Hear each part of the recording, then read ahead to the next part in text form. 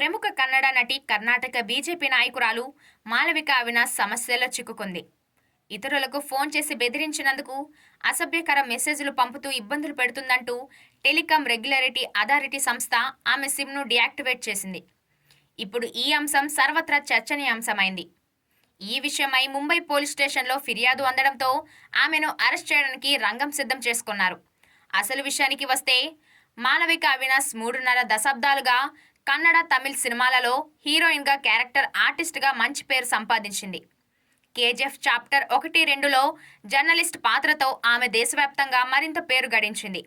ఆ తర్వాత రాజకీయాల్లో చేరి రాష్ట్ర బీజేపీ స్పోక్స్ పర్సన్గా కూడా వ్యవహరిస్తోంది. అయితే తాజాగా కొంతమంది సైబర్ నేరగాళ్లు ముంబైలో మాళవిక ఆధార్ కార్డును ఉపయోగించి సిమ్ కార్డ్స్ని తీసుకొని ఇతరులకు అసభ్యకర మెసేజ్లు పెడుతూ ఫోన్ చేసి బెదిరిస్తున్నారని ఆరోపణలు వచ్చాయి. దీంతో మాళవిక ప్రమేయం లేకుండానే ఆమెపై కేసులు కూడా నమోదైనట్లు తెలిసింది. దీంతో ట్రాయ్ అధికారులు మాళవికకు ఫోన్ చేసి 2 గంటల్లో మీ సిమ్లు డీయాక్టివేట్ అవుతాయని చెప్పి కొన్ని సూచనలు చేశారు. దీంతో షాక్ అయిన ఆమె ఈ విషయమై ఎంక్వైరీ చేయగా తన పేరు మీద తీసుకున్న సిమ్లతో మిస్యూజ్ చేస్తున్నారని తెలుసుకుంది.